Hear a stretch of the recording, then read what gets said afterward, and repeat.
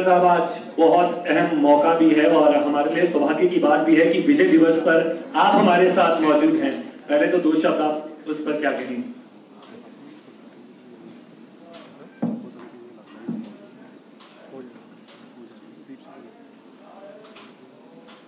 विजय दिवस वाकई में किस्मत है आज मेरी।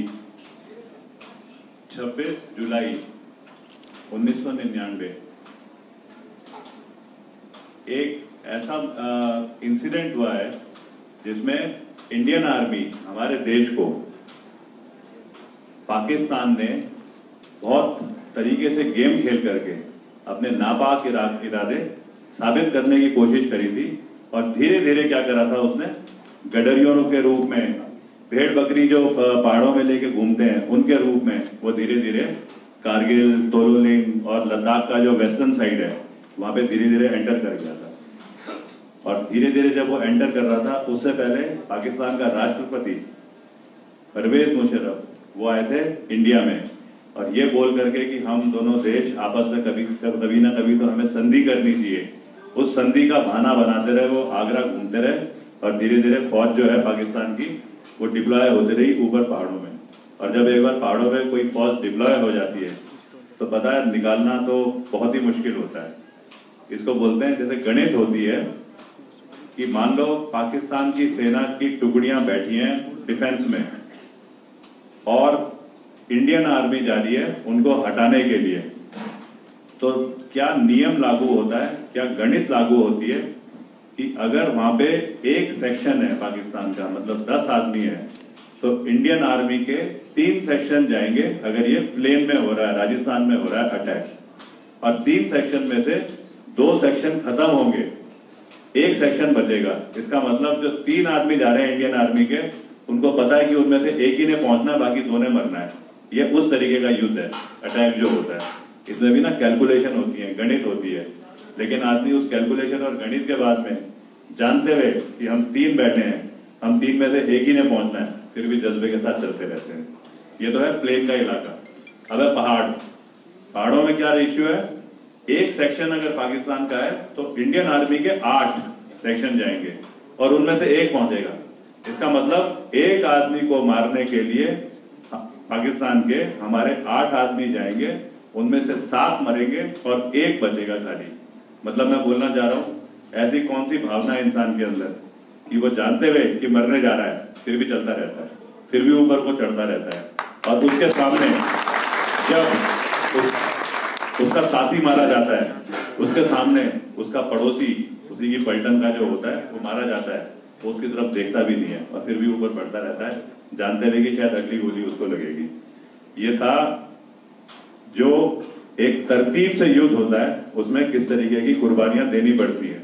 लेकिन ये ना इसमें कोई चीज गलत इसलिए नहीं मानी जाती क्योंकि अपने देश की जमीन को सुरक्षित रखने के लिए, अपनी देश की जमीन में कोई बाहर वाला आकर के हमें कब्जा ना कर सके, वो करने के लिए इंडियन आर्मी एक जो हमारे देश का एक हथियार है उसे बनाया गया है और उसकी सिखलाई इस तरीके की है। अब कारगिल युद्ध, पहाड़ में तो 8 आदमी जाते हैं, 1 बचता है, 7 मरते हैं। कारगिल युद्ध में ये गणित लगाई गई थी क्योंकि बहुत ऊंचाइयों पे जाकर के पाकिस्तानी बैठ गए थे और उन्होंने ऊंचाइयों में जाने के बाद में जो मेन रास्ता है जो हमारे जम्मू कश्मीर में लद्दाख को कश्मीर से जोड़ता था, उस रास्ते के ऊपर उनका कंट्रोल हो गया था। तो इसको तो हमें खाली करवाना ही करवाना था और तब चढ़ने शुरू हुई फौज की टुकड़ियां ऊपर।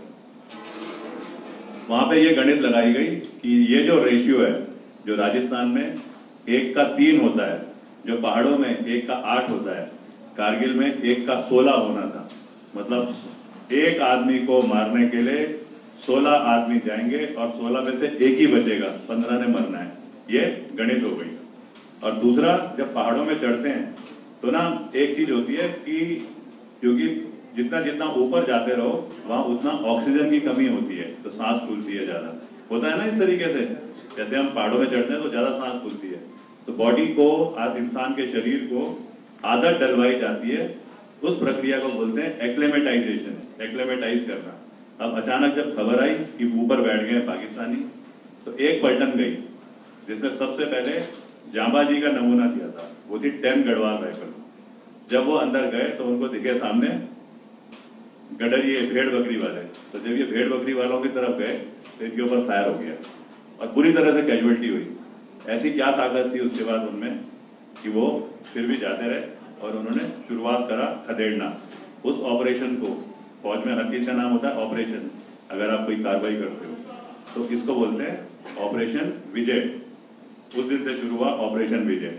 इसमें Garhwal rifle, Kumaon regiment, Gorkha regiment, ये 3 वो पलटने हैं, 3 रेजिमेंट हैं जिन्होंने सबसे ज्यादा कुर्बानी दी, जिन्होंने अपने शौर्य की सबसे ज्यादा गाथाएं उन पहाड़ों पे काम करके दिखाया एक टीम की तरह। और ये पलटन है जिनको सबसे ज्यादा सम्मानित भी करा गया। और सम्मानित करने का तरीका क्या था, इन पलटनों को मौका दिया गया, तुम विदेश भेजा जाएगा तुमको संयुक्त राष्ट्र में, ताकि तुम्हारे को इंटरनेशनल एक्सपोजर भी मिले, क्योंकि तुमने कारगिल युद्ध में एक बहुत बड़ा एक उदाहरण पेश करा है। जब ये युद्ध खत्म होने की स्टेज में आया, जब पाकिस्तान की समझ में आ गया कि जो मर्जी हो, कितनी भी ऊंचाई पे वो, इंडियन आर्मी तो उनको हटा ही दी है, तो तब पाकिस्तान सीज फायर जब हुआ, वो हुआ था आज की तारीख 26 जुलाई, जिसे बोलते हैं हम शौर्य दिवस।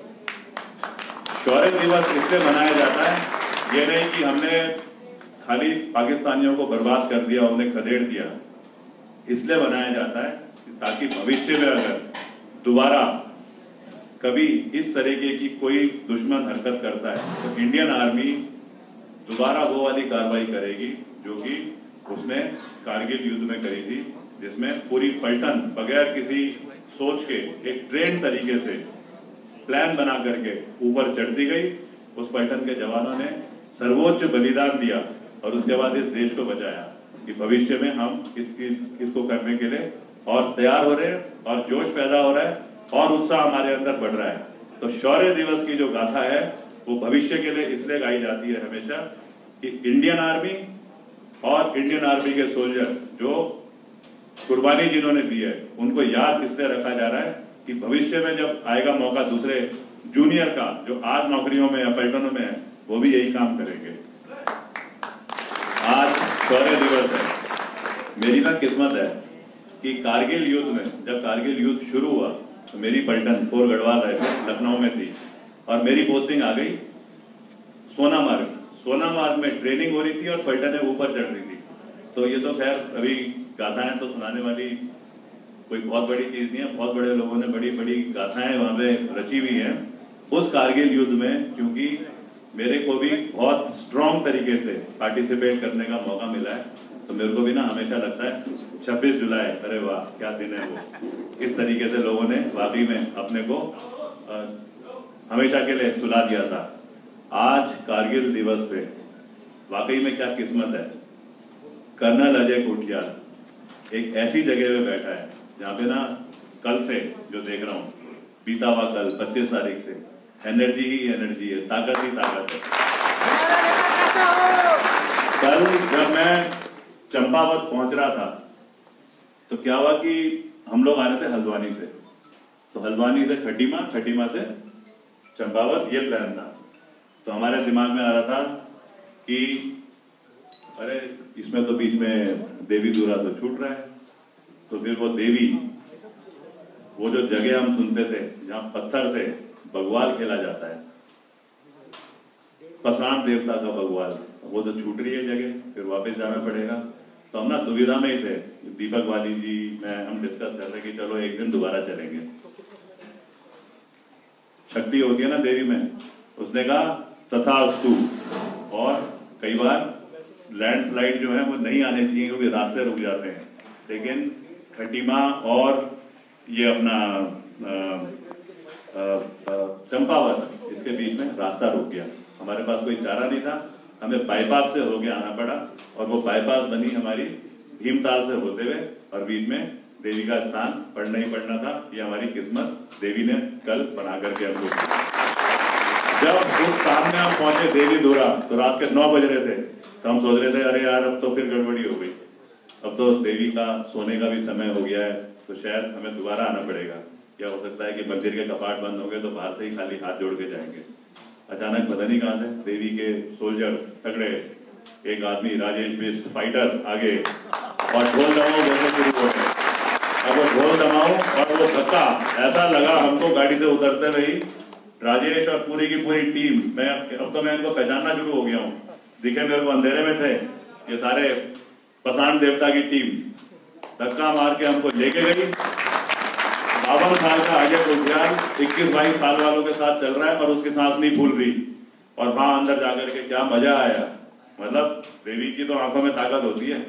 उस जगह लेके गए जहां से भैंस निकलती है अंदर, इतनी पतली सी वो सुरंग, और अजय कोटियाल सोच रहा मैं तो फिसलूंगा अभी, लेकिन इतने डिसिप्लिन से यही 100-150 लड़के, एक ने मेरा हाथ पकड़ा, एक ने पीछे से हल्का सा पुश करा, और बड़े आराम से हमने फिर वो सुरंग भी देखी, हमने वहां पे जाकर के भीमशिला देखी, हमने वो पत्थर देखा जिसको भीम ने एक लकड़ी की तलवार से कैसे करके फाड़ दिया था। इन्होंने मेरे को दिखाया वहां पे कलुआ देवता, उसका स्थान, इन्होंने मेरे को गाथाएं बताई, नर बलि से कैसे पसान देवता का बकवास शुरू हुआ जिसमें पत्थर मारे जाते हैं। हर चीज के पीछे ना जज्बा था, हर गाथा के पीछे जज्बा था, और वो गाथाएं सुन सुन करके हम तो मतलब एक अलग तरीके की जो फीलिंग ले रहे थे। हम पहुंच गए फिर रात को कोई 11 बजे अपना चंपावत, क्योंकि हमको मौका मिला है केदार बाबा के यहाँ पे काम करने का। तो वहां से ना आपदा में वैसे तो नुकसान वाली चीजें होती हैं, कभी कभी उसके बीच में कुछ अच्छाइयां भी मिलती हैं। तो मेरे को वहां पे एक आदमी मिला, यहाँ से कोई 6 किलोमीटर दूर गांव हो गया मोराड़ी,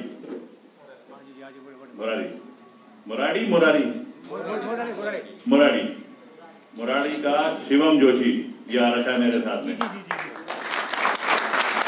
ये कल ही पहुंचा रुद्रप्रयाग से कि सर आप आ रहे हो तो यहाँ पे मिलूंगा। मोराड़ी में कल से 11 बजे हम पहुंचे, 11 से 2 बजे तक तो सारे गांव वालों के साथ हमारी चर्चा है, गप्पें चली।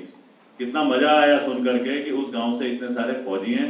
उस गांव में एक इसका गाड़ी का एक्सीडेंट हुआ था, 4 लोग में से 3 मर गए थे, एक कोमा में है, लेकिन फिर भी सबके अंदर ना हौसला बड़ा बुलंद है कि दोबारा से ऐसा हादसा ना हो।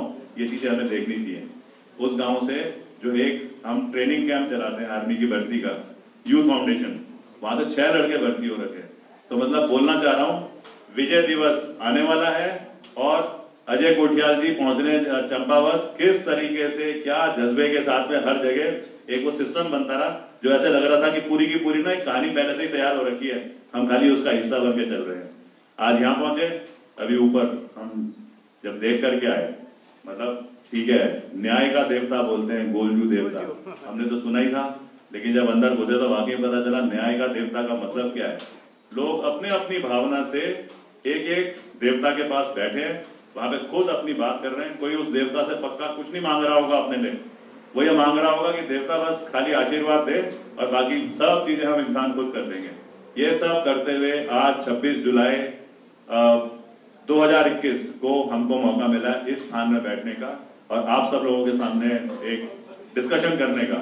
वाकई में बड़ा मजेदार डिस्कशन होगा। मेरे तो रोंगटे खड़े हो रखे हैं, आप लोगों ने मेरे रोंगटे दुगने खड़े करने हैं। आज सवाल जवाब बहुत बहुत धन्यवाद।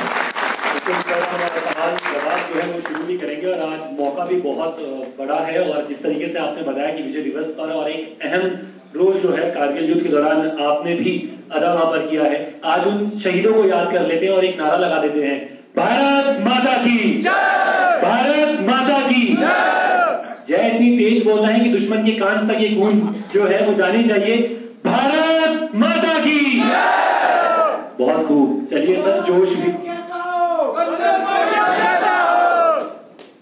और अब सवालों का दौर शुरू कर लेते हैं सर। बहुत सवाल भी हैं हमारे पास आज और जो युवा हैं वो आपसे सवाल करना चाह रहे हैं, तो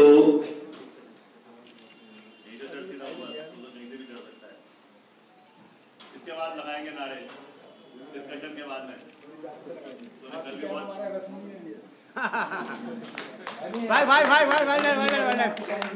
भाई ठीक है चलिए, बढ़िया बात बोल रहा है, क्योंकि अगस्त पुनी में भी युवा पार्टी है ना, युवा पार्टी हमारी युवा पार्टी है ना। चलिए सर कार्यक्रम की शुरुआत कर लेते हैं। नीरज भट्ट जी ने आपसे सवाल पूछा है, मैं चाहूंगा उनका माइक पास करें।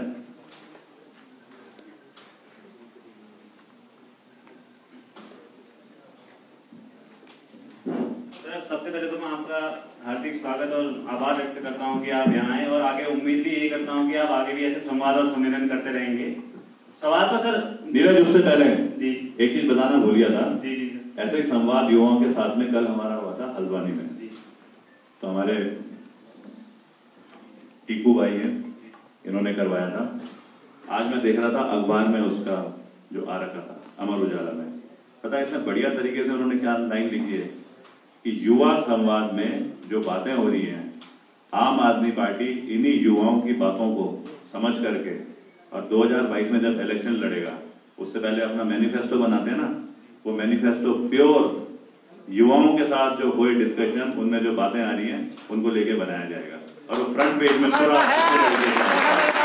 तो आज हर सवाल का एक मकसद मैं भी और अच्छे तरीके से सीख यहाँ से लेकर के जाऊंगा।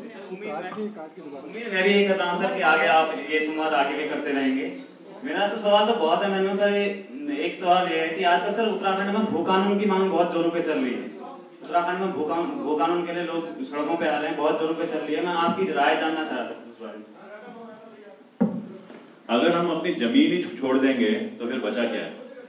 हमारा मकसद क्या रहा फिर जो हमने हासिल करना था 2000 ये आज से 20 साल पहले जब यूपी से उत्तराखंड अलग हुआ, इसीलिए तो हुआ क्योंकि शायद पहाड़ों की तरफ बहुत ज्यादा यूपी फोकस नहीं कर पा रहा था। मकसद हमारा हुआ कि हमने अपने को एक अलग राज्य बना दिया और उसके बाद में यही जमीन वही यूपी वाले आके खरीद ले रहे हैं, तो फायदा क्या है इस चीज का? ये तो हो ही नहीं सकता। वही जानना चाह रहा हूँ तो इसीलिए भू कानून में ना अपने अपने इंटरेस्ट के लिए कभी किसी पॉलिटिकल पार्टी ने कुछ बदली करा, कभी किसी ने बदली करा, 2 दिन के लिए 1 साल के लिए कोई चीजें करी, उनका मकसद पूरा हो गया, फिर बदली कर दिया। आज पहले तो मेन जो सड़कें हैं उनके आसपास जो जमीन होती है, भू जिसको बोलते हैं, भूमि, जन्मभूमि, भूमिष्य, वो खत्म, तकरीबन खत्म है। अब तो लोग और पहाड़ों की तरफ गुजरे, ये वाली तो हो गई बर्बाद। हम अभी भी सो के नहीं उठेंगे तो फिर कैसे हो सकता है? तो आम आदमी पार्टी तो इस पे और ज्यादा इंटरनल डिस्कशन कर रही है और कर किसके साथ में रही है? जिन्होंने ना इस भू कानून, जिन्होंने उत्तराखंड को सेपरेट करने के लिए यूपी से अपनी कुर्बानी, अपनी जान लगाई थी, आंदोलनकारी पुरुष और महिलाएं, उनको क्योंकि हर चीज गहराई से पता है और आजकल हमारे डिस्कशन ही उनसे चल रहे हैं कि हम भू कानून को खाली ये नहीं बोलेंगे कि भू कानून को वाकई में उत्तराखंड के हिसाब से कैसे हमें लेकर के चलना चाहिए। जैसे क्या होता है, बोलने के लिए कोई कुछ बोल देता है, कहते हैं हिमाचल का मॉडल फॉलो करेंगे। हम पढ़े लिखे लोग हैं, ये जमीन हमारी है, हमें किसी का मॉडल क्यों देखने की जरूरत है? हमें क्यों ऐसी अंग्रेजी मारने की जरूरत है कि खाली जवाब हो गया? हमें तो उसको जमीन पे देखना है, किस तरीके से बनाना है। भू कानून के लिए 100% आम आदमी पार्टी ग्राउंड पे पूरा एक तरतीब बना रही है और स्ट्रॉन्गली फॉलो करेगी। शुक्रिया नीरज। अगला सवाल ले लेते हैं हम पवन नाथ महंत जी।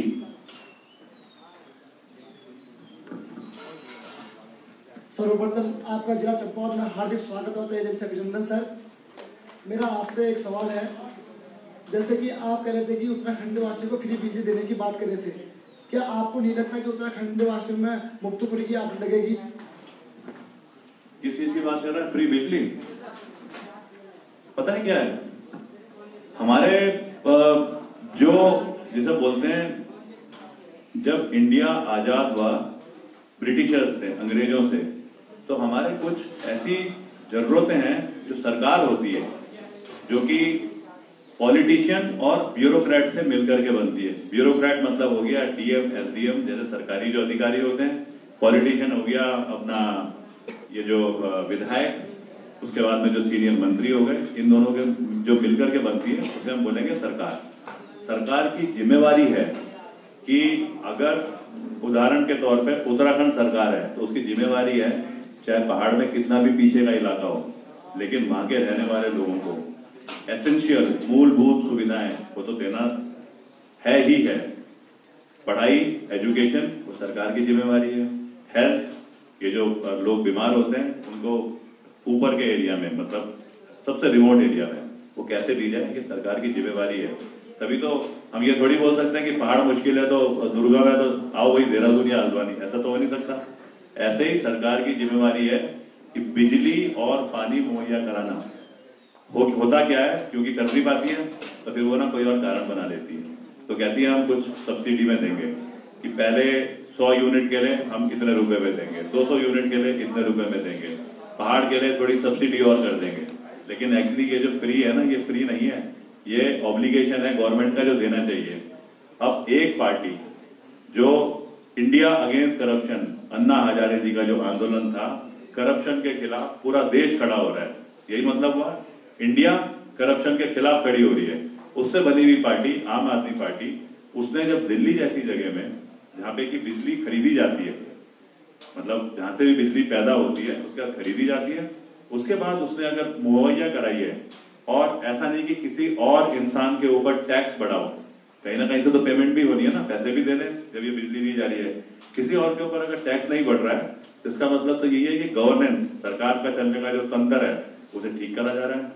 पहले 60 दिन में अरविंद केजरीवाल जी ने क्या करा था, क्योंकि वो समझदार आदमी है, पढ़ा लिखा है, इंजीनियर था IIT खड़गपुर से, उसने IAS क्लियर करा और रेवेन्यू सर्विस में गया।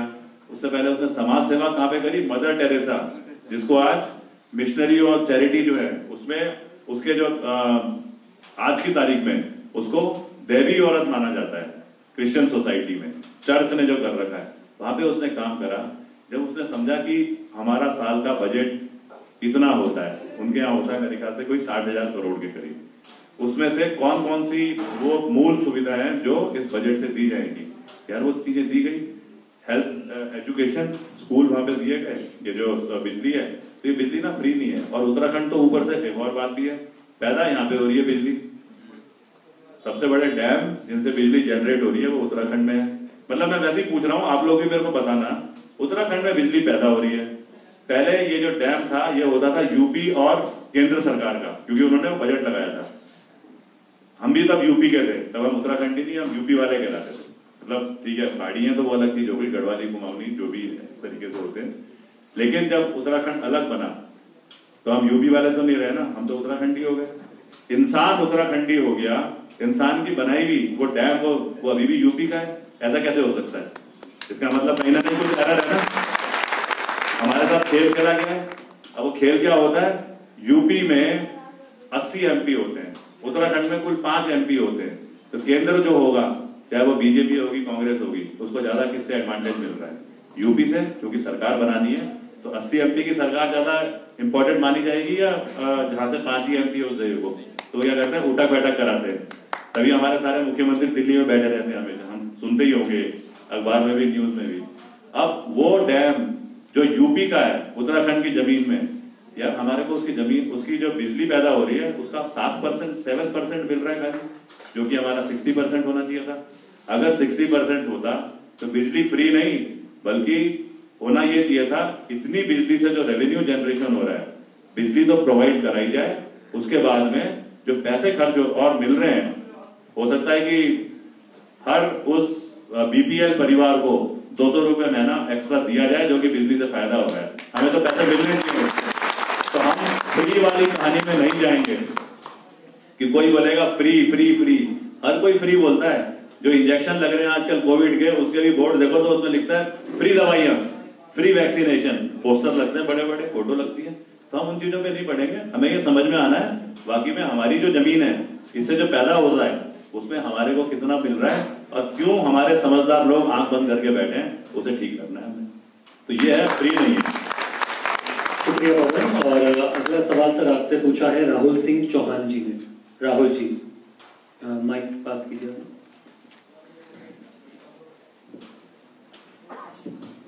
माननीय, आपसे मेरा यह प्रश्न है कि जैसा कि 2022 में होने वाले विधानसभा चुनाव है और वर्तमान की सरकार ने अभी तक युवाओं के लिए कोई रोजगार का व्यवस्था नहीं की थी, अब अचानक से हजारों की संख्या में रोजगार की गवर्नमेंट जॉब के लिए वो वैकेंसी निकाल रखी है, तो इस संबंध में आप क्या कहना चाहेंगे?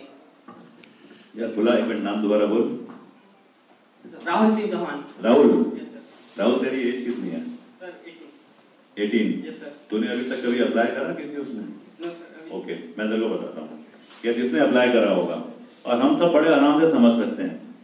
मान लो कोई नौकरी कोई निकलती है तो क्या होता है, पहले अखबार में, एम्प्लॉयमेंट एक्सचेंज में और अलग अलग जरिए से सारे समाज को जानकारी दी जाती है कि फलानी विभाग के लिए इतनी वैकेंसी निकल रही है, उसमें काबिलियत ये है, इतना बड़ा होना चाहिए या जो भी उसमें काबिलियतें दी होंगी। उसके बाद में आता है आपका एग्जाम किस तारीख को होगा। तो मान लो मैं बोलता हूँ कि बिजली विभाग है, अब बिजली विभाग के लिए अगर वैकेंसी निकल रही है, आज है 26 जुलाई, मैं हूँ बोल रहा हूँ कि अधिकारी कि इसकी वैकेंसी निकाली जाएगी, मैं कम से कम 1 महीने का टाइम दूंगा। मैं बोलूंगा वैकेंसी निकल रही है, अखबार में निकली तो 3-4 दिन तो मेरे को लगेंगे पहले वो प्लान करने में। तो 26 का हो गया 30 जुलाई, 1 अगस्त शुरू हो गया, फिर मैं कहूँगा 30 अगस्त को एग्जाम होगा, चंपावत में, लोहाघाट में होगा, देहरादून में फलाने कॉलेज में होगा, ये हो गया 1 महीना, 1 अगस्त हो गया। अब उसके बाद में एग्जाम हुआ, उसके बाद में एग्जाम के पेपर चेक होने के लिए गए, 1 महीना, कम से कम 1 महीना तो लगेगा। मतलब वैसे हमारे यहाँ तो 6-6 महीने क्या, अभी 4 साल भी लग जाते हैं, पर 1 महीना तो कम से कम लगेगा, 1-1.5-2 महीना। तब हो गया सितंबर अक्टूबर, उसके बाद में फिर रिजल्ट निकलेगा, फिर उसके बाद में इंटरव्यू की डेट आएगी, फिर उसके अब ये हो गया अक्टूबर, अब रिजल्ट निकला अक्टूबर 30 को, फिर उसके बाद में आ गया इंटरव्यू, तो चलो 20 दिन का टाइम दिया, तो 15 नवंबर, उसके बाद में इंटरव्यू हुआ, 1 दिन में नहीं हो सकता, 4-5 दिन चलेगा, काफी लोग होंगे, तो 30 नवंबर हो गया। अब उसके बाद में उसका रिजल्ट निकलेगा, तो वो निकलेगा 31 दिसंबर, 1 जनवरी को। प्रोसेस शुरू हुई थी 26 जुलाई, अगस्त, सितंबर, अक्टूबर, नवंबर, दिसंबर, जनवरी।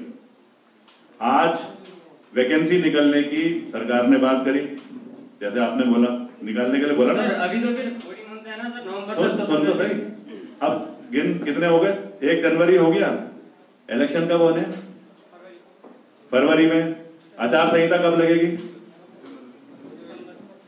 तो फिर ये वैकेंसी आम आदमी पार्टी करेगी जब मार्च में वहां जाके बैठ जाएगी, बाकी अंग्रेजी बोल रहे हैं। मैं ये समझाना चाह रहा हूं, ऐसे गेम खेले जाते हैं। उन्होंने निकाला भी कब, जबकि बोल भी दिया है प्रक्रिया शुरू हो जाएगी, लेकिन तब तक आचार संहिता लगा करके और रोक दिया जाएगा, तो कुछ भी नहीं हुआ, कहानी ये हो गई। और हम जैसे तेरे जैसे और मेरे जैसे, मैं तो फिर भी समझदार हूँ, तो मैं तो शायद मतलब क्योंकि है क्या, समझदार क्या हूँ। मेरे पिताजी एक सिपाही भर्ती हुए थे गढ़वाल रायपुर में, उसके बाद मेहनत करके ऑफिसर बने सिख पलटन में, फिर उसके बाद में मेहनत करके आईजी रिटायर हुए। तो अपने 2 लड़कों को, मेरे को और मेरे छोटे भाई को, उन्होंने बड़ी अच्छी परवरिश दी है, क्योंकि वो सब सुविधाएं थी। तू भी अच्छे घर का है, लेकिन वो वाली तो जो मेरे को मिली है वो नहीं हो सकती ना, क्योंकि मेरे को मेरे पिताजी की वजह से मिली है, मेरी अपनी काबिलियत की वजह से नहीं।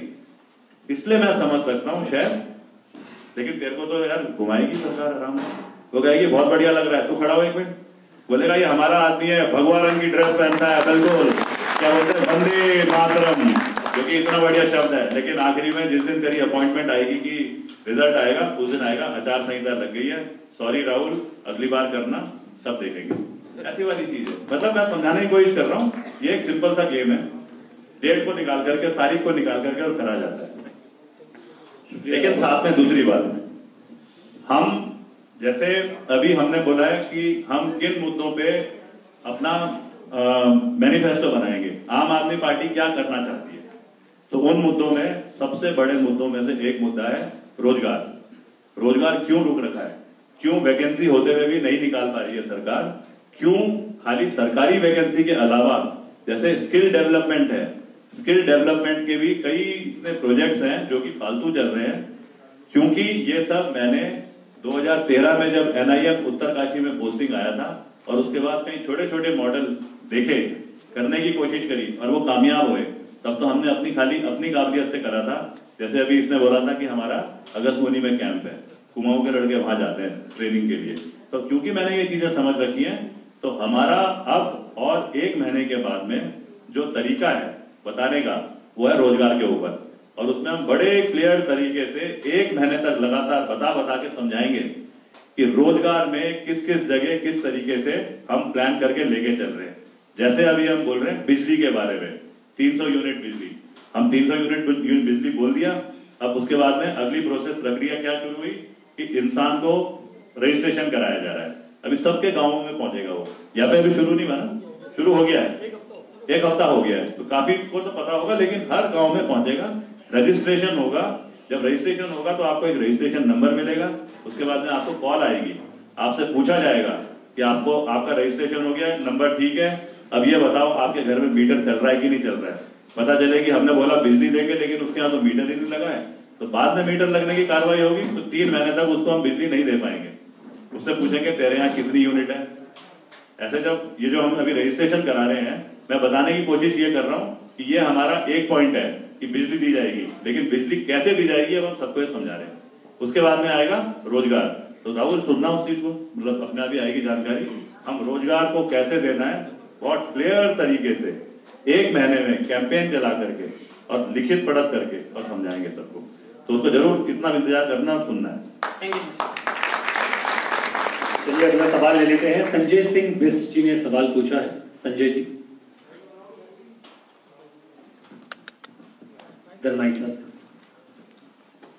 सबसे पहले तो सर आपको प्रणाम करता हूँ। थोड़ा गला भी बैठ चुका है। वो तो तू इसलिए तेरा गला वो रखा क्योंकि कल से तू अजय कोटियाल को जोश के साथ धक्का मार के और सबसे मिलवा रहा है। सर मेरा सवाल था कि जो हमारे पहाड़ में सबसे मेन चीज है स्वास्थ्य सुविधाएं हमारे यहाँ बिल्कुल नहीं है, अगर है भी तो बदतर हालत में है। हॉस्पिटल बना दिए गए हैं, वहाँ डॉक्टर नहीं है। कहने का मतलब है कि जो उनके रोजगार करने के जो एक बिल्डिंग बनाते हैं, ये बनाते हैं, एक जो पैसा कमाने का तरीका है वो उनका आदमी पैसा कमा जाता है, लेकिन उसके बाद जो हम लोगों को, जो गांव के लोग होते हैं, हमें क्या चाहिए, बुखार आ जाता है, हाथ में लग जाती है, पाँव टूट जाता है, कुछ भी होता है तो हमें थोड़ा एक्सरे करने के लिए तो चंपावत आना पड़ता है या सीधा हल्द्वानी जाना पड़ता है या दिल्ली जाना पड़ता है। तो सर मैं चाहता हूँ अगर 2022 का आपकी सरकार आती है तो मेरे जो चंपावत जिला है यहाँ पर एक एम्स खोले। मेरी विनती है कि एक आप एम्स खोलेंगे तो हमारे चंपावत के लिए बहुत अच्छा रहेगा। माननीय मुख्यमंत्री जी पुष्कर गांधी जी उन्होंने बीच में एक बात बोली कि मैं वो मिले थे श्रीमान माननीय प्रधानमंत्री नरेंद्र मोदी जी से, तो उन्होंने एक मांग करी कि मेरे चंपावत में एम्स खोली, लेकिन वो मांग मेरे को लगता नहीं कि पूरी हो जाएगी क्योंकि ये तो चुनावी वादे हैं, हमें भटकाया जा रहा है। और इतना हम क्योंकि सर हम भी थोड़ा बहुत पढ़े लिखे हैं, पूरी पब्लिक पढ़ी लिखी है, तो इतना हमारी समझ में आ गया है कि ये नीति अब हमारे काम करने के लिए बनी नहीं है। सर मैं आपसे एक सवाल पूछना चाहता हूँ कि अगर 2022 में आपकी सरकार आती है क्या संभव हो पाएगा हमारे चंपावत जिले में एम्स हॉस्पिटल बनाना? एक मेडिकल कार्ड होता है जो सरकार बना के देती है, वो कहती है कि आपकी तबीयत, मतलब अब आपका इंश्योरेंस हो गया एक तरीके से, कहीं पे भी किसी को कोई प्रॉब्लम होगी, क्योंकि मान लो मेरे होता है दिल में ये पेट छाती में दर्द, जब मैं हॉस्पिटल जाता हूँ तब पता चलता है कि मेरा तो हार्ट ब्लॉक हो रखा है, और फिर पता चलता है कि उसकी कीमत तो 90,000 रुपए है। फिर उसके बाद में पता चलता है स्टेंट लगाना पड़ेगा तो उसकी कीमत अलग 12,000 है। फिर उसके बाद में होता है कि हॉस्पिटल में इतने दिन रहेंगे तो हर दिन का 4,000 रुपए, तो 2 लाख रुपए मैं कहाँ से लेके आऊंगा अचानक। इसलिए इंश्योरेंस एक दे दिया गया है कि मेडिकल सरकार की जिम्मेवारी है अपने जितने नागरिक हैं उनको देने की, तो उन्होंने बना दिया एक वो हेल्थ इंश्योरेंस कार्ड बना दिया। ओके, अब क्या होता है वो health insurance card, Ajay Kotiyal ji को हुई तकलीफ तो अजय कोटियाल जी गए दून हॉस्पिटल। दून हॉस्पिटल बोलता है कि आपको तो किडनी की तकलीफ है, तो किडनी हमारे यहाँ नहीं होती, तो आप जाओ किसी और में। अब उसको हो रखी है तकलीफ, आखिरी मोमेंट पे वो जा रहा है, वो ना घूम रहा है। अब मान लो चलो ठीक है, अजय कोटियाल तो आम आदमी पार्टी का चेहरा है तो उन्होंने अंदर भी बुला लिया उसे, क्योंकि नहीं तो हाय हाय शुरू हो जाएगा, उसके पीछे थोड़ा पावर भी है। तो जब अंदर जाता है तो वो सोचते हैं कि पता नहीं ये कब पैसे मिलेंगे, तो वो क्या करते हैं हॉस्पिटल वाले, कार्ड को पहले तो ओरिजिनल है, डुप्लीकेट है, डुप्लीकेट है, ट्रिप्लीकेट है, कहां से बनवाया, ये फोटो आपकी है, सामने पड़ा है अजय कोटियाल दिख रहा है, लेकिन ये फोटो क्या आपकी है, अच्छा अपने साइन करके दिखाओ ये साइन है कि नहीं है, मतलब सारी चीजें साबित करने की कोशिश करी जाएगी कि यार तू छोड़ देना। तो फिर जब अजय कोटियाल बोलता है बहुत ज्यादा दर्द हो रहा है, तो वो बोलते हैं अच्छा ठीक है हम एडमिट कर लेते हैं, लेकिन एडवांस में 20,000 रुपए जमा करा दो, जब पैसे आ जाएंगे तुम्हारे हेल्थ स्कीम से तुम्हें पैसे 20,000 वापस मिल जाएंगे। आखिरी में अजय कोटियाल के परिवार को बहुत बड़ा फायदा होता है, 20,000 जमा कराने की जगह, क्योंकि अजय कोटियाल तो हो गया टाटा बाय बाय, तो वो 8,000 में जाकर के उसे शमशान घाट में जला के आ जाते हैं, 12,000 बच गए। ये हमारी एजुकेशन, ये हमारी हेल्थ स्कीम है, कितनी अजीब सी। अगर हेल्थ स्कीम मैक्स हॉस्पिटल में चल सकती है जो कि प्राइवेट है, अगर वो हेल्थ स्कीम और सब प्राइवेट हॉस्पिटल में चल सकती है, तो यार एम्स क्यों नहीं आ सकता यहाँ पे? अगर हम बोले कि ठीक है केंद्र ही एम्स को पूरा वो देता है जो मेडिकल सपोर्ट, तो पता है पहाड़ का आज डॉक्टर भी जो है, मतलब क्यों वो पहाड़ में शायद नहीं आना चाहता है, क्योंकि हम लोगों ने अपनी जो पॉलिसीज हैं उसमें उस मोटिवेट लड़के को भी कहीं ना कहीं नुकसानदायक बना दिया है। हमने उसे कर दिया है कि नहीं तू ऊपर गया तो बस तू ही रहेगा। अब क्या होता है, वो कहता है यार फिर तो ना मैं कोई जुगाड़ ढूंढता हूँ, मैं कहीं से रिश्तेदारी ढूंढता हूँ कर्नल अजय कोटियाल से, उससे बोलता हूँ कि भाई साहब एक बार मेरा वो कर दो और मेरा सारा परिवार और सब खानदान वो आपको हमेशा सपोर्ट करता रहेगा। अजय कोटियाल क्या करता है, दून हॉस्पिटल में 20 डॉक्टरों की जरूरत है, वो कहता है 21वें को भी लेके आ जाओ यहाँ पे पहाड़ में 4 डॉक्टर की जरूरत थी, एक ही बचा हुआ है, और नीचे 20 हॉस्पिटल डॉक्टरों की जहाँ जरूरत थी वहां 35 हो रखे, वो सारे के सारे फालतू हो रहे। सिंपल सी चीज है जिसे हम बोलेंगे अच्छी गवर्नेंस, अच्छा सरकारी तंत्र। अच्छा सरकारी तंत्र ही तब बनता है, जैसे मैं अरविंद केजरीवाल जी के बारे में बोल रहा था ना, शुरू के 60 दिन में उन्होंने क्या करा, उन्होंने 29 सरकारी सीनियर अधिकारी उनको लाइन हाजिर करा और जेल में डाल दिया। जब 29 लोग हट गए एकदम से, मतलब शुरू के 20-25 दिन में, तो कोई मजाल है कि कोई काम नहीं करेगा? मतलब हमें जूता मारना है या डंडा मारना है? अगर ये सिस्टम ऐसा है, हमें वो अपने परिवार के 12,000 थोड़ी बचाने की 20,000 में शमशान घाट में जल के आ जाए।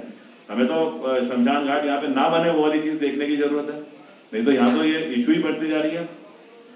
ये जो हेल्थ वाला जो है मॉडल, आम आदमी पार्टी का जो मेन जो 2 कामयाब मॉडल है, एक स्कूल और एक हेल्थ। लोग जो दिल्ली में जो थे 2012 से और अभी, वो कहते हैं मोहल्ला क्लिनिक टीम की बनी होती थी, अच्छी होती थी।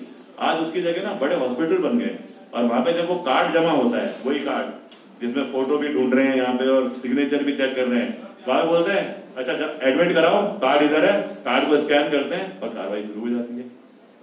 100 रुपए की चीज उत्तराखंड में अगर 500 की बिक्री है तो हमारे सारे मॉडल फेल होंगे, क्योंकि हम लोगों ने अपनी गवर्नेंस में चेक करने का जो तरीका होता है कि काम हो रहा है कि नहीं हो रहा, हमने छोड़ दिया। हम तो नहीं बिक सकते यार भाई, सही बता रहा हूँ, और नहीं बिक सकता तो हम किसी और को भी नहीं बिकने देंगे, और नहीं बिकने देंगे तो ये कार्रवाई हो भी नहीं सकती। और अगर ये कार्रवाई नहीं हो सकती तो फिर हॉस्पिटल ना ऋषिकेश में नहीं होने चाहिए, एम्स होने ही उन पे चाहिए। कन्वर्जेंस पिथौरागढ़ से भी आ रही है सड़क, भीमताल से भी आ रही है, लोहाजंग से भी आ रही है, तो ढूंढ लो ओके ये चंपावत ठीक है या फिर कोई और पहाड़ की जगह ठीक है, हो सकता है पिथौरागढ़ ठीक है। मतलब हमें कन्वर्जेंस ढूंढने जो नजदीक है वहां लेकर के आने, तो 100% है। कल जब आ रहा था तो एक प्रधान जी थे, कुलदीप होगा यहाँ पे, मेरे गांव का नाम याद नहीं है, तो हमारे पीछे गाड़ी लगी हुई थी। हल्द्वानी से जैसे ही हम आते हैं ना, बाहर निकलते हैं तो एक पुल है वो टूटा हुआ है, उसमें स्कूटर चलते हैं खाली, है ना एक पुल। कल वो खुला हुआ था क्योंकि मेरे ख्याल से खटीमा की सड़क बंद हो गई थी, इसलिए तो वहां पे हम फंसे 15 मिनट, क्योंकि गाड़ियां एक एक करके निकलती हैं। तो वहां सबसे पहले तो सरकार ने क्या लिख रखा है ऊपर बोर्ड, सड़क है, अगर सड़क टूटी हुई भी है, अगर सड़क खराब भी है, तब भी बोर्ड में ऐसा तो नहीं लिखा जाता कि आगे खतरा है अपने रिस्क पे खुद जाओ। पीडब्ल्यूडी लिख रही है ये, वो तो हमें ध्यान दे रहा, नहीं तो मैं उसकी फोटो खींचना चाह रहा था। मतलब क्या बात है इसकी, आगे खतरा है अपने रिस्क पे जाओ, और सड़क वो खोल रखी है। तो मतलब कोई तरीका नहीं था उस टाइम पे, क्योंकि हमारी गाड़ी फंसी हुई थी और हम आपस में ना फुके हुए कि देखो ये सरकार है। तो एक लड़का आता है पीछे से कि सर मैंने देखा आपको ऐसे शीशे में और मैं आया आपसे मिलने। मैं कुलदीप, वो क्या नाम था गांव का? नौला खेत। वहां के प्रधान जी कहता मैं प्रधान हूं गांव का। मैंने कहा कितनी उम्र है? कहता 29 साल। मैंने कहा 29 साल का अगर प्रधान है तो इसका मतलब वाकई में उत्तराखंड तरक्की की तरफ जा रहा है, तो बड़ी बात है।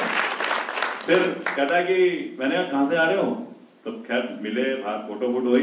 कहता मेरे पिताजी, उनकी तबीयत है, पिताजी पुराने फौजी 7 कुमाऊं बैठे हुए। क्यों पिताजी को ऊपर से नीचे लेके जाया गया है? जैसे तूने बोला कि उनको थोड़ी सी एक खांसी है और वो कई दिनों से चल रही है, तो क्योंकि आसपास कुछ है ही नहीं तो हल्द्वानी ले जा रहे हैं, और हल्द्वानी में रहने की जगह नहीं है तो फिर वापस आना पड़ रहा है। मतलब क्या सिस्टम है? इससे बढ़िया सिस्टम क्या हो सकता है देवभूमि उत्तराखंड के अंदर, कि हम अपने को खुद मार रहे हैं, हमें हटना है उससे, हमें लड़ना है उसके लिए। और ऐसे सुझाव चाहिए अगले मैनिफेस्टो में, यही तो पॉइंट आएंगे यार। बढ़िया, शुक्रिया संजय। और अगला सवाल है ईश्वर सिंह बिष्ट जी का। ईश्वर जी आगे माइक पास।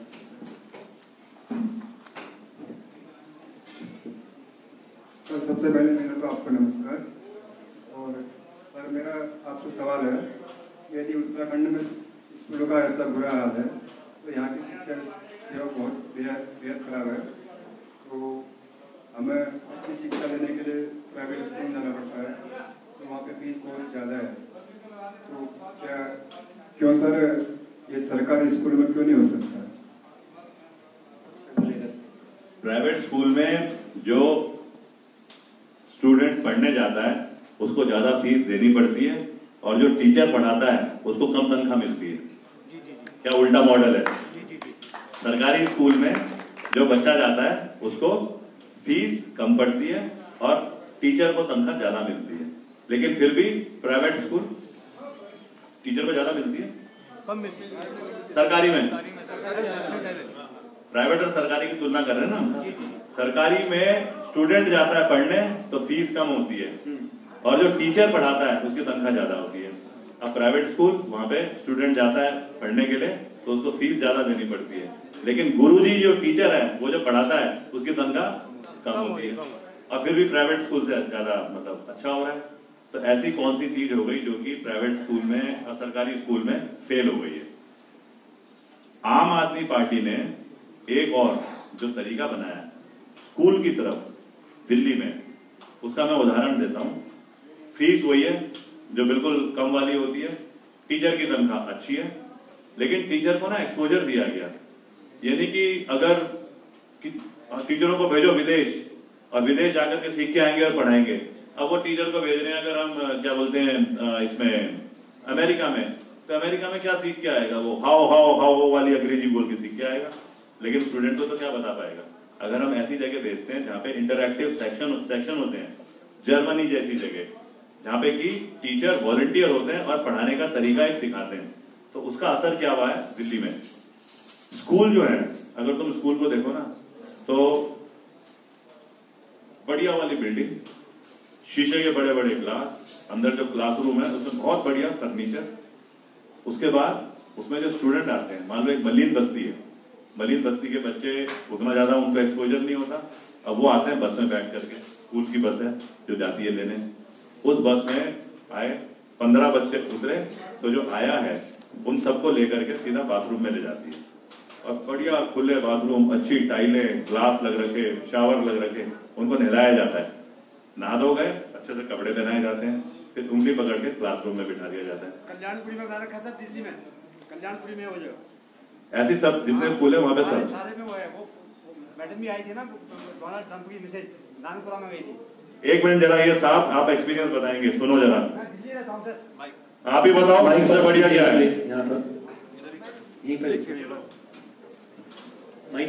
ये माइक है, रॉबी लेके आएगा। सबसे पहले आदरणीय कोटाल जी का मैं स्वागत करता हूँ देश सेवा के लिए, जिन्होंने इतना सब कुछ काम किया है। मैं दिल्ली में रहता हूँ, मेरा नाम मदन मोहन जोशी है। मैं नेपाल सीमा में तल्लादेश तामली, मंच तामली बोलते था, गुरुग्राम का मंदिर है वहाँ, उस सीमा में रहता हूँ मैं, तामली में। तो मैं दिल्ली में रहता हूँ सर 40 साल से। तो मैं वहीं से पढ़ाई करी मैंने। तो मेरे फादर फाइटर थे, ये British world war, second war वाले।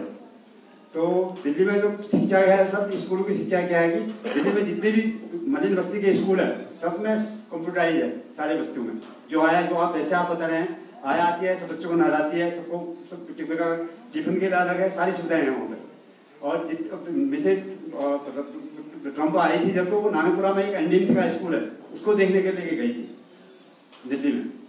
तो उसमें सारे जितने भी बोर्ड स्कूल, सारे कंप्यूटराइज बोर्ड हैं। टीचर यहाँ से करेगा, बोर्ड पूरा अपना पाएगा। मेरे बच्चे को पहले प्राइवेट स्कूल में पढ़ते थे, मैंने भी 9वीं में डाल दिया उनको, वही 9वीं से पढ़ाई करी। जहाँ तक हेल्थ की बात है, हेल्थ में मेरे पास यहाँ पे प्रूफ पड़ा हुआ है।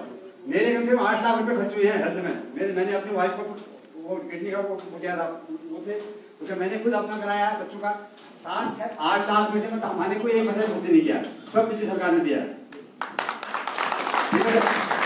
मैं आपको उसके लिए मैं अभी भाई लोगों को दिखाया था, मैंने कहा दिखाता हूँ आप लोगों को, सारा प्रूफ मैं लेके आया हूँ। ये मेरे पास प्रूफ है सर सारे। ये प्राइमरी सुपर स्पेशलिटी हॉस्पिटल है दिल्ली में, एमएससी एरिया में। इसमें ये सारे मेरे ब्रोशर है सर, ये सब मेरे पड़े हैं। इसमें कम से कम ये 1.5 लाख रुपये मैंने ट्रीटमेंट कराया, पर मुझे 1 पैसा नहीं देना पड़ा। बहुत बढ़िया। मैं भी 2009 से सर जिस पार्टी से जुड़ा हुआ हूँ, जो गोल्ड मार्केट में कपिल मिश्रा जी कराते थे, तब से मैं हूँ इसमें।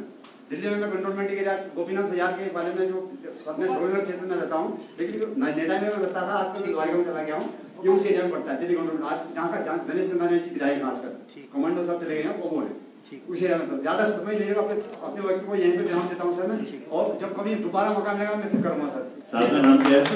जोशी सर अभी मंदिर में जो आपके साथ था, मंदिर में जोशी। अच्छा, आप साथ चल रहे थे? हाँ, मैं साथ चल रहा था।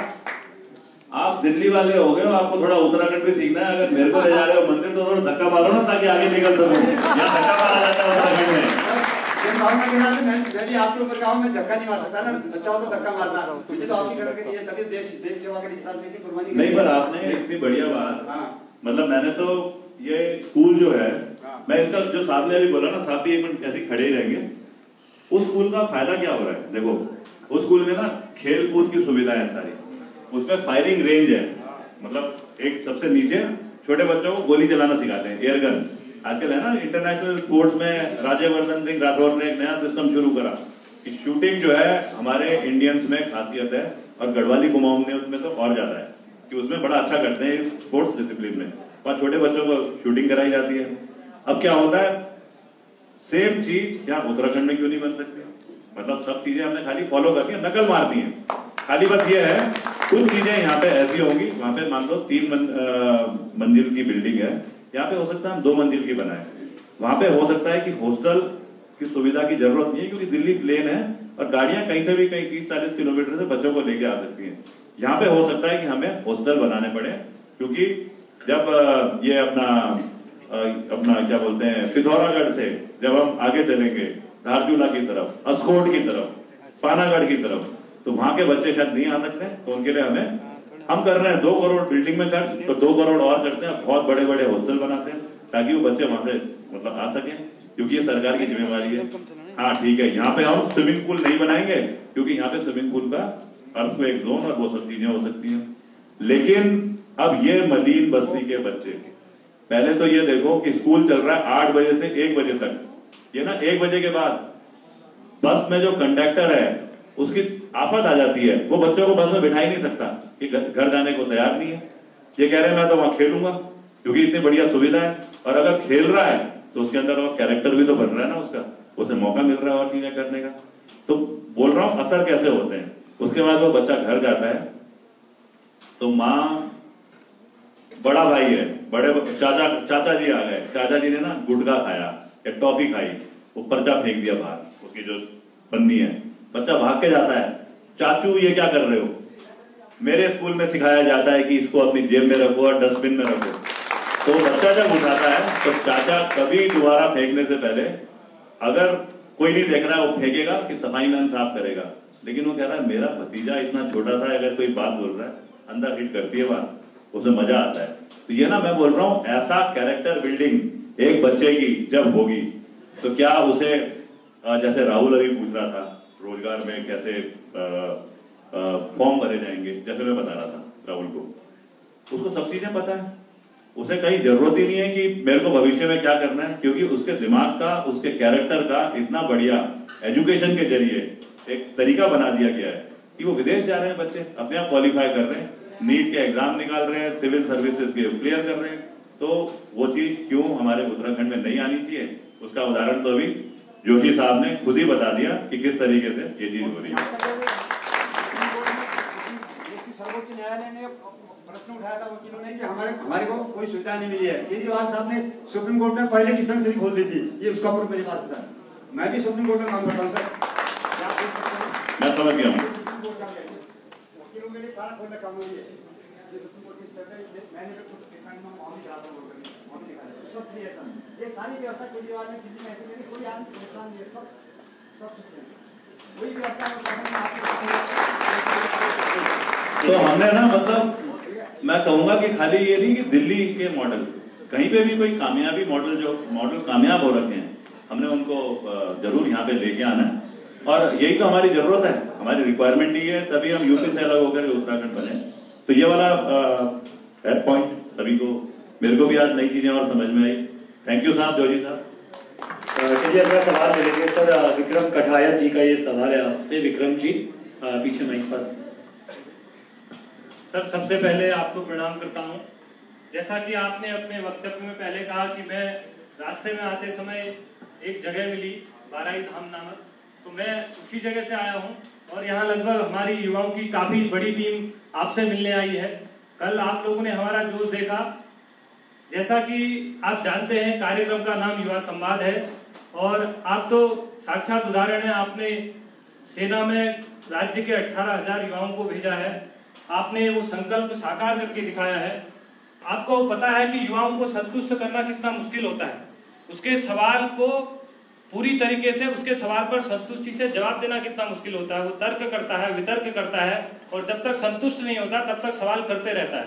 तो जैसा आज कार्यक्रम में इतने लोग चाह रहे थे कि जिसको हम प्रदेश का नेता चुनने जा रहे हैं, क्या उसको उत्तराखंड के मुद्दों की समझ है, क्या वो उत्तराखंडियत की पहचान रखता है।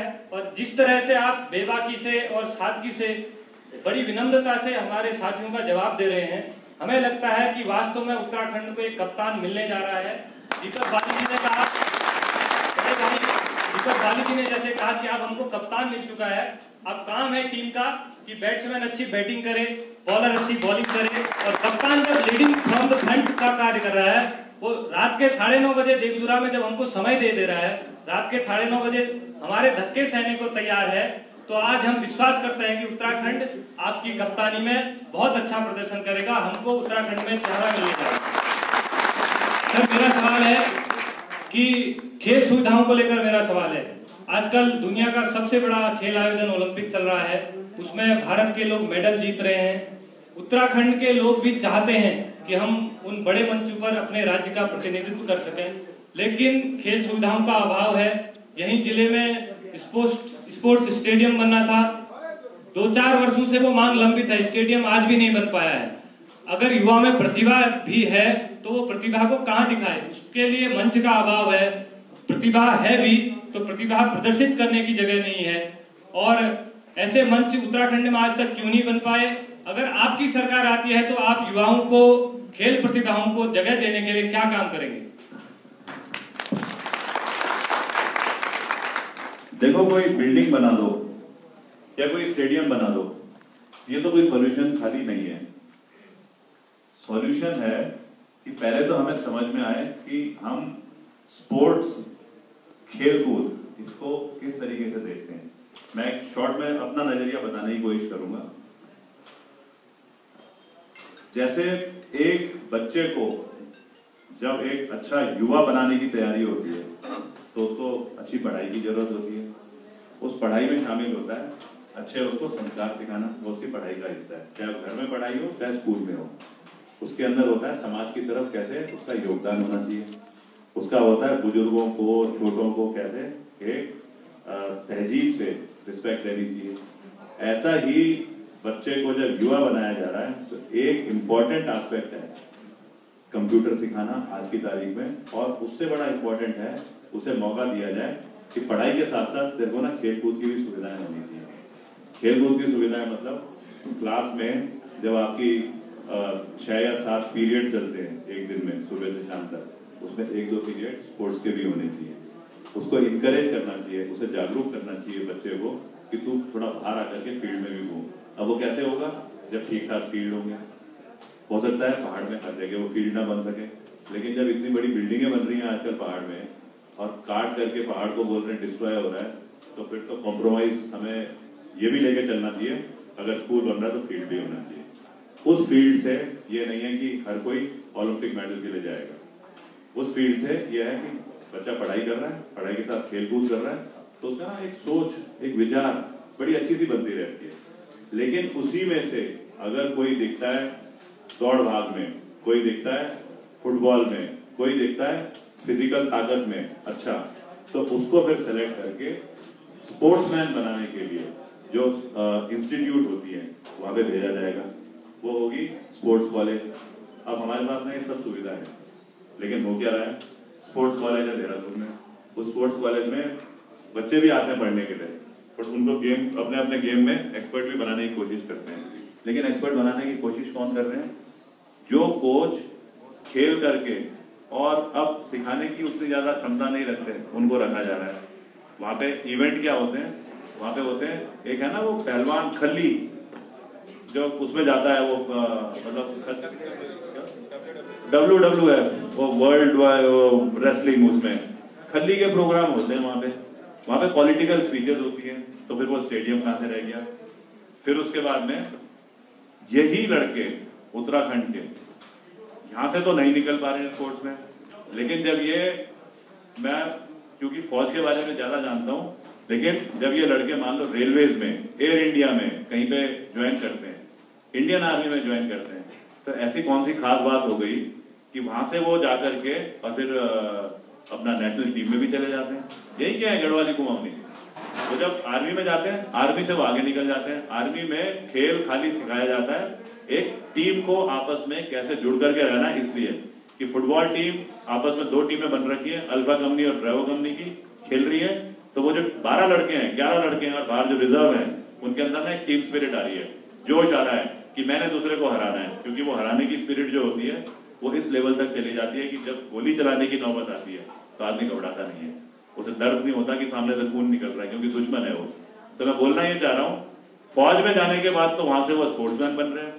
और पहाड़ की स्पोर्ट्समैन में आज की क्या डिसिप्लिन है जिसमें चलते हैं, एक है क्रॉस कंट्री, एक है बॉक्सिंग, एक है फुटबॉल। आजकल एक नया आ गया है, वो पतली सी तलवार होती है, उसे बोलते हैं फेंसिंग। उसमें क्योंकि पहाड़ियों की बॉडी की खासियत है ना, लचक होती है, तो वो लचक को देख करके फेंसिंग में अच्छा कर रहे हैं। आजकल तीर कमानी में अच्छा कर रहे हैं। तीर कमानी में पहले आदिवासी करते थे, अब ये पहाड़ी भी अच्छा करना शुरू हो गया। फौज में जाने के बाद जब हो रहा है, छोटी सी सुविधा उसको मिली और उसके अंदर की खासियत बाहर निकल गई, तो यहाँ पे क्यों नहीं हो सकता। हल्द्वानी में मेरे को कल कुछ हल्द्वानी की जो खास हल्द्वानी की जो प्रॉब्लम है वो लेकर के जब एक युवा ने मेरे को बोला यही स्पोर्ट्स के बारे में, तो वो पता है क्या बोलता है, हल्द्वानी में इंटरनेशनल लेवल का स्टेडियम है, वहां से पैदा होकर के उगना चाहिए युवाओं को अच्छे स्पोर्ट्समैन बनने के लिए। कहता है वहां से पैदा होकर उग रही है घास, भांग की घासें बड़ी बड़ी हो रखी है। कहता है स्टेडियम इसलिए है कि यहाँ पे पेड़ पौधे उगने चाहिए कि स्पोर्ट्समैन उगना चाहिए। अब अगर हमने अपने सिस्टम ही तोड़ दिए हैं, तो यार इतनी बढ़िया चीज ये स्पोर्ट्स, खाली इसलिए नहीं कि हमें इंटरनेशनल स्पोर्ट्समैन बनना है, इसलिए भी क्योंकि हमारी सोच अच्छी बनती है। हम जब एक्सरसाइज करते हैं, कसरत करते हैं, तो हमारे दिमाग में, दिल में जो खून का संचार है वो बढ़ता है, हमारी मांसपेशियां स्ट्रांग होती हैं, हमारे को अच्छी नींद आती है। हम पढ़ाई करते हैं तो बहुत अच्छे फोकस तरीके से हम पढ़ाई पे भी ध्यान दे सकते हैं। वो स्पोर्ट्स की जो फैसिलिटी है उसके लिए तो हमने अच्छे प्लान बना रखे हैं, क्योंकि वो मेरा फील्ड भी रहा है कि कैसे आर्मी में जैसे होता है उसे बोलते हैं मिशन ओलंपिक विंग। आर्मी के खिलाड़ियों में से कैसे अच्छों को सेलेक्ट करा जाए, उनको इंटरनेशनल लेवल पे ट्रेनिंग दी जाए, उनके लिए कैसे कोचेस लेके आए जाए। और वो कोचिंग जो है आज सब साइंटिफिक है कि तुम इतनी देर दौड़ोगे, ये तुम्हारी डाइट होगी, कितने बजे सोओगे, तुम्हें सूर्य नमस्कार भी करना है, तुम्हें सो करके उठना भी है, कौन सी वाली खास चीजें जो तुम्हें करनी है। बॉक्सिंग की प्रैक्टिस है तो महीने में एक दिन तुम्हें कंपटीशन करना है आपस में, बाकी दिन खाली एक्सरसाइज करनी है ताकि चोट ना लगे। तो ये सब चीजें ना बड़ी साइंटिफिक है, और पहाड़ में तो ये खासियत है जिसे हमें लेकर के आगे बढ़ना है, हाईलाइट करना है, और वो अच्छे तरीके से स्पोर्ट्स की तरफ हम अपना प्लान लेके चल रहे हैं। चलिए सर, अब आखिरी सवाल ले लेते हैं इस चर्चा का। विपिन बहुगुणा जी ने सवाल पूछा है आपसे। विपिन जी। सर मेरा सवाल आपसे ये है कि आप आम आदमी पार्टी के एक सीएम चेहरे में बनने जा रहे हैं, तो आप सर्जिकल स्ट्राइक में इतने सवाल क्यों उठाते हैं आम आदमी पार्टी के, तो इससे मेरा सवाल है। कल भी मेरे से पूछा था किसी ने, सर्जिकल स्ट्राइक, सर्जिकल वर्ड ही कहां से आता है, सर्जरी। सर्जरी मतलब ऑपरेशन जो कि डॉक्टर करता है, और सर्जिकल ऑपरेशन वो डॉक्टर कर सकता है जिसके हाथ में ना खासियत हो। ये नहीं कि पेट का ऑपरेशन करना है, उसने उठाई कैंची, पेट में डाली और इतना ज्यादा वो कर दिया कि जहां पे 4 टांके लगने थे बाद में वहां पे 16 टांके लग रहे हैं। तो बड़े तरीके से कैसे सफाई से सर्जरी करी जा सके जिसमें कि दर्द भी कम हो और जरूरत भी पूरी हो जाए, उसे बोलेंगे surgical operation. Surgical operation medical doctor की उसमें। अब फौज जाती है, अटैक करती है, तो ये तो हो गया मतलब एक तरतीब, ट्रेडिशनल जो होता है, मतलब कि फौज ने अटैक करके कैसे दुश्मन को वो करना है। लेकिन एक तरीका जो फौज करती है वो है, अगर मैंने अटैक करना है सामने दुश्मन की एक बटालियन को, 3 बटालियन है, 3 पलटने हैं, 3 पलटनों में हर पलटन में 800 साढ़े 800 लोग हैं, और उनके ऊपर जो 3 पलटनों का जो सीनियर है वो एक ब्रिगेडियर है, ब्रिगेड हेडक्वार्टर। तो मैं कह रहा हूँ कि 3 पलटनों को मारने में मेरे को अपनी इंडियन आर्मी की 9 पलटनें लगानी पड़ेंगी। एक पलटन को मारने के लिए 3 पलटन। मैं ऐसा करता हूँ, चुपचाप घुसता हूँ किसी तरीके से, और वो जो 100 लोगों का जो ब्रिगेड हेडक्वार्टर है मैं उसे मार देता हूँ। ब्रिगेड हेडक्वार्टर मार दिया तो तीनों पलटनों का जो कंट्रोल करने वाला दिमाग था वो मार दिया, तो तीनों पलटन तितर बितर हो गई। ये हो गई युद्ध की तरतीब जो अलग अलग बनाई जाती है। तो उसको बोलूंगा मैं, जब उस ब्रिगेड को मारने जा रहा हूँ तो खाली ब्रिगेड में 70 लोग हैं, तो यहाँ से जा रहे हैं 7 या 21 210 लोग, और क्योंकि सर्जिकल है, चुपचाप है, तो शायद 150 लोग ही जा रहे हैं। 150 लोग गए, और जो 3 पलटनों का 9 पलटनों का काम था वो आधी पलटन ने करा। समझ में आ रही मेरी बात जो बोलने की कोशिश कर रहा हूँ? इसको बोलेंगे सर्जिकल स्ट्राइक, कि असली जो सीनियर है, जो खतरनाक है, उसे खत्म कर दो, तो जो उसके नीचे जूनियर है ना, वो तो तितर बितर घूमते रहेंगे।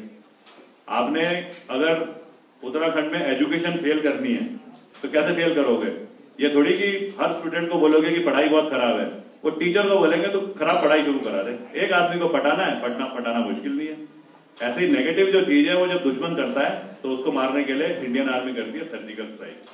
सर्जिकल स्ट्राइक, सर्जिकल ऑपरेशन, क्योंकि देश की सेवा जिन लोगों ने अपनी जान देने की सोच रखी है सेवा के लिए, उन लोगों से कराई जाती है, उनकी ट्रेनिंग की खासियत देख करके कितनी काबिलियत है।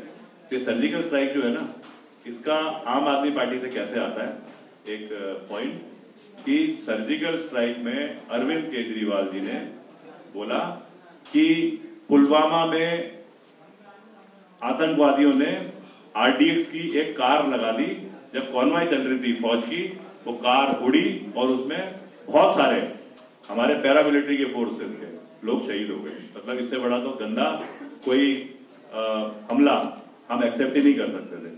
उससे पहले एक ही हमला हुआ था जिसको हम इतना ही मानते हैं, वो था सन 2000 या 2001 में, जब गाजी बाबा हुजी हरकतुल जिहादी इस्लामी का जो हेड था, उसका नाम था इरफान, उसने हमला करा था हमारी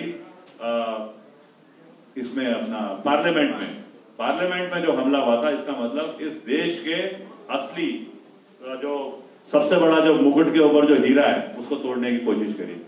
उस अटैक को छोड़ करके पुलवामा में जो अटैक हुआ था उतना गंदा इंडिया कभी भी नहीं मानती, क्योंकि बहुत गंदे तरीके से इन्होंने और गेम खेल करके निकाला था।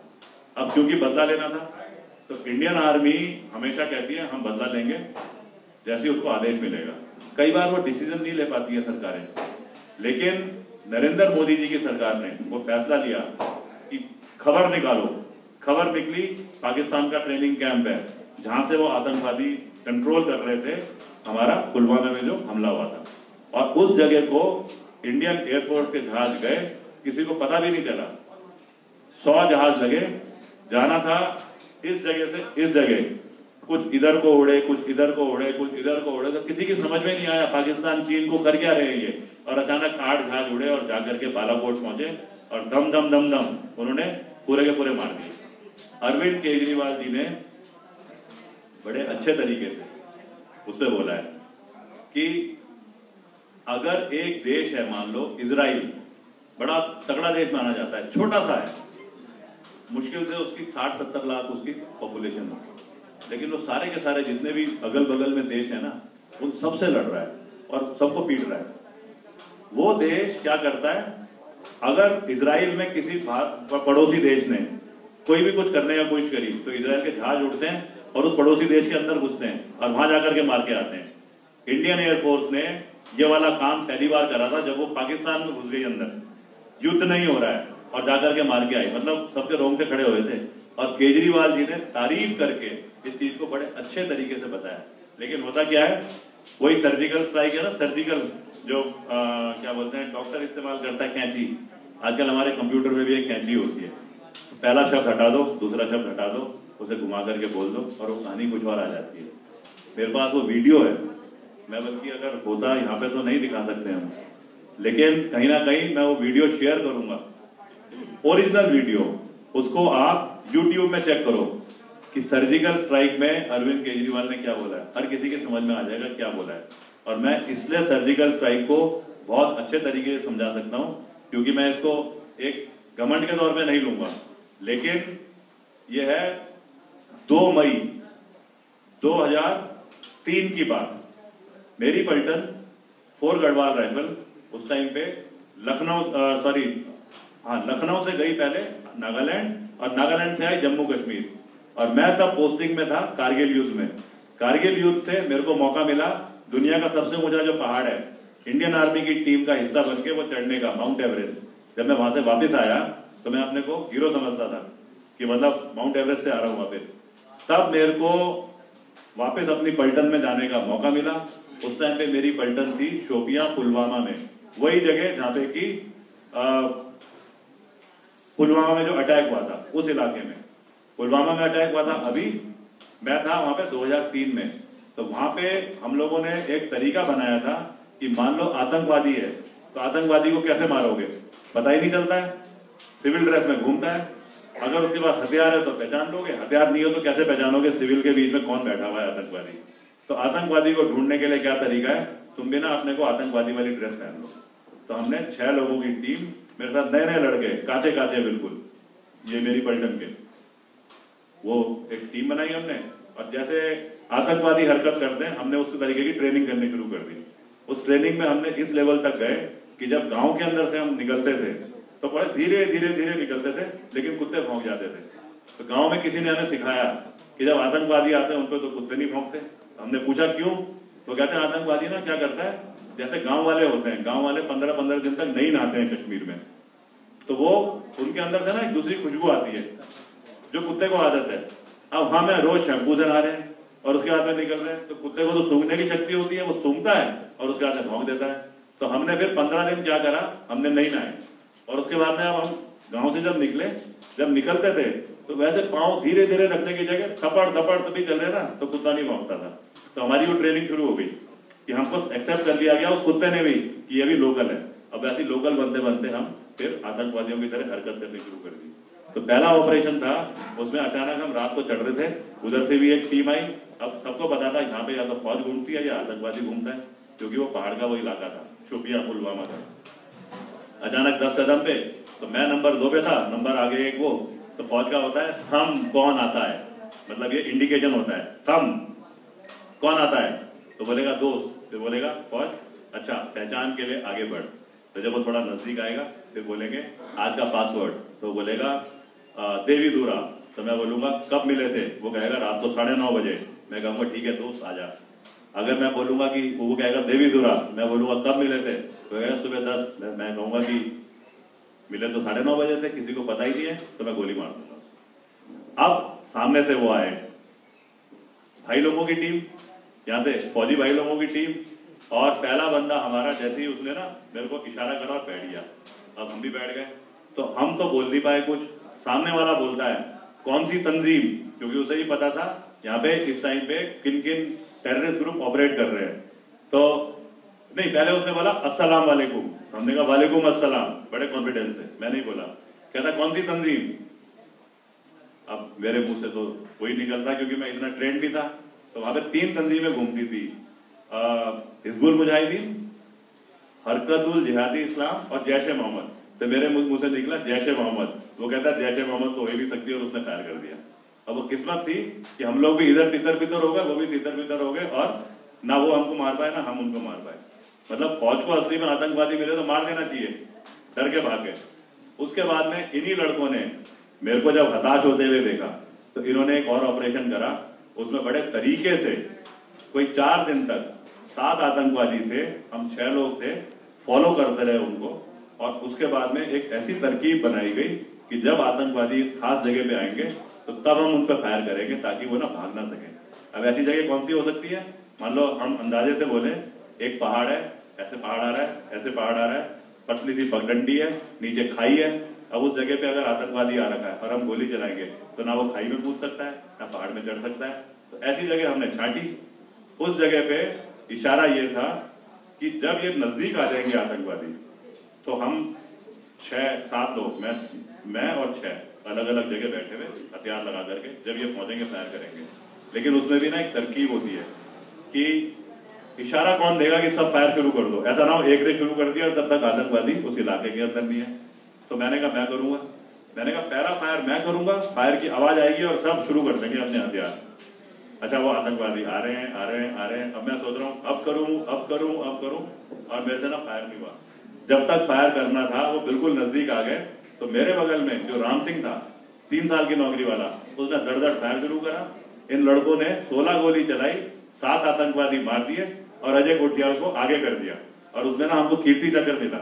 वो इंडियन आर्मी का पहला सर्जिकल ऑपरेशन था जिसकी साइटेशन बन रखी है, जो कि राष्ट्रपति ने मेरे को दिया।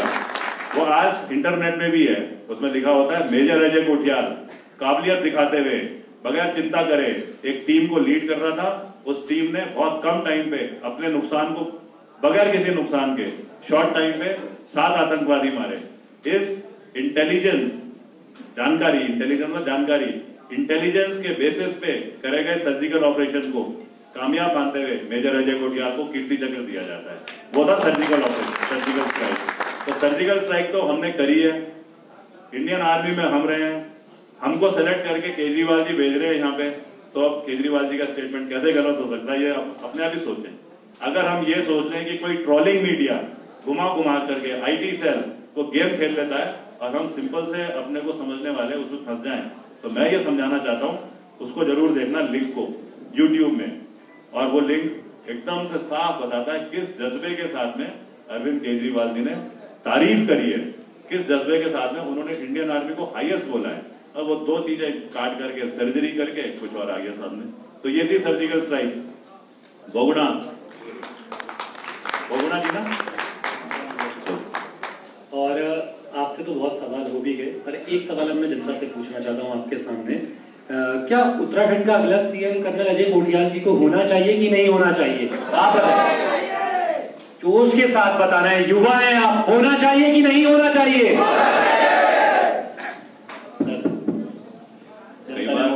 कई बार मैं सोचता हूं कि वाकई में कर पाऊंगा कि नहीं कर पाऊंगा, लेकिन एक चीज जरूर है, जानते हुए कि 20 साल की उम्र में जब मैं फौज में चला गया था और 27.5 साल नौकरी करने के बाद वॉलंटियर होकर के मैंने रिटायरमेंट लिया। बोलते ना वॉलंटियर रिटायरमेंट, पहले रिटायर होना। मेरे साथ के आज अब ब्रिगेडियर बन के और शायद मेजर जनरल भी बनेंगे। नौकरी में मेरा भी बैकग्राउंड खराब नहीं था, बहुत अच्छा था, क्योंकि सबसे ज्यादा आतंकवादी मारना जो फौज से उम्मीदें करते हैं वो सब तो मैंने कर ही रखा था। शादीशुदा हूं नहीं, घर की जिम्मेवारी है नहीं। मेरे आज भी जो पेंशन है, मतलब मेरी पेंशन सुनने वाली है, वैसे काबिल तारीफ है अजय कोठियाल की पेंशन। एक परिवार अपना पूरा परवरिश करता है पहाड़ में, अगर उसके घर में उसको 5,000 रुपए महीने पैसे मिले, बाकी वो अपना और काम करके कर लेता है। तो मतलब 5,000 में एक परिवार चलता है, तो 50,000 में चलेंगे 10 परिवार, 1 लाख में चलेंगे 20 परिवार, 1.5 लाख में चलेंगे 30 परिवार। अजय कोठियाल को इतनी पेंशन मिलती है जिसको कि अपने घर में भी कुछ देने की जरूरत नहीं है, क्योंकि परवरिश हो रखी है। उसको अकेला कोई ऑब्लिगेशन नहीं है, बच्चों की पढ़ाई वगैरह। उसको 30 परिवार जितनी पेंशन मिलती है, 1.5 लाख रुपए महीना। 1.5 लाख अगर मेरे को मिल रही है और उसमें इनकम टैक्स भी नहीं है, क्योंकि मेरे को गोलियां भी लगी हैं मेरे शरीर में, एक गोली यहाँ पे बाएं तरफ है, एक पीछे हिप में है, तो उसे बोलते हैं बुलेट वुंड, क्योंकि वो गोली लग रखी है। मेरा इनकम टैक्स भी फ्री है, तो मेरे को 1.5 लाख रुपए अगर तनख्वाह मिल रही है, और उसके बाद आज इतना बड़ा अमीर मैं बन गया हूँ कि मैं जिस गांव में जाता हूँ वहां पे 2-3 घर ना मेरे को दिखते हैं मेरे, क्योंकि उन घरों से मेरे यूथ फाउंडेशन से निकले हुए लड़के आज भर्ती हो गए। तो वो लोग तो मेरे को लेकर चलते हैं कि ये तो कर्नल, ये तेरा घर है। मेरे को रिश्वतखोरी की आदत पड़ गई है। पता है, बताना ही चाह रहा हूँ कि क्यों मैं बिक नहीं सकता। मेरे को तो सबसे बढ़िया रिश्वतखोरी की आदत पड़ गई है।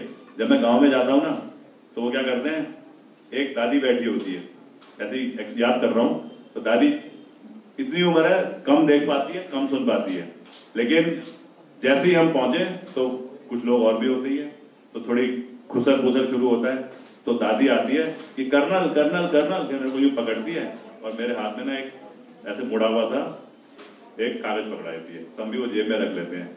जब गांव से हम निकल रहे होते हैं तो मैं निकालता हूँ उस कागज को, तो उसमें होते हैं 2000 रुपए के 2 नोट।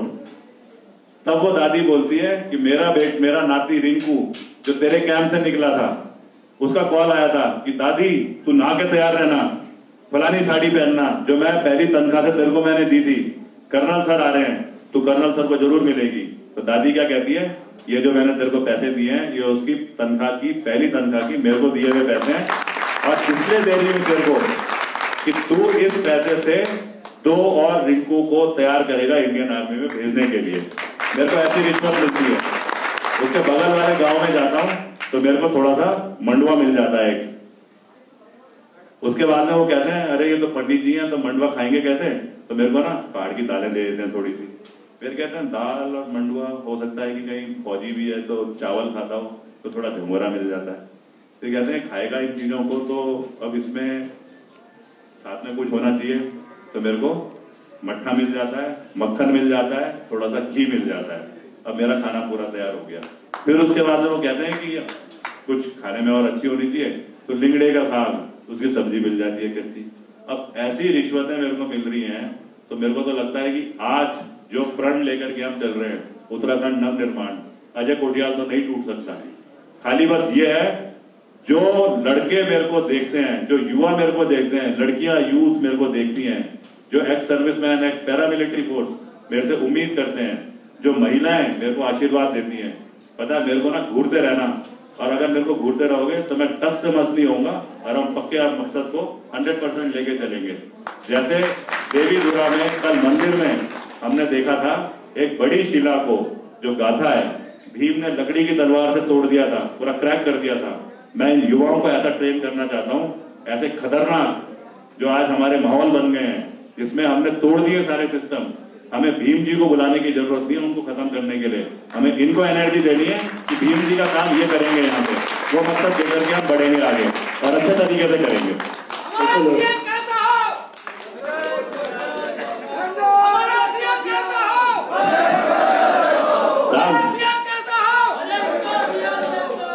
साहब ने जब पहली बार बोला तो मेरे को ऐसा लगा कि अभी तो बने भी नहीं थे और जमानत जब्त हो गई, किसी ने बोला भी नहीं साथ में। सर बहुत बहुत शुक्रिया, आपने तमाम जो सवाल हैं उनके जवाब दिए। मैं अब मंच पर बुलाना चाहूंगा अनिल जी और उनकी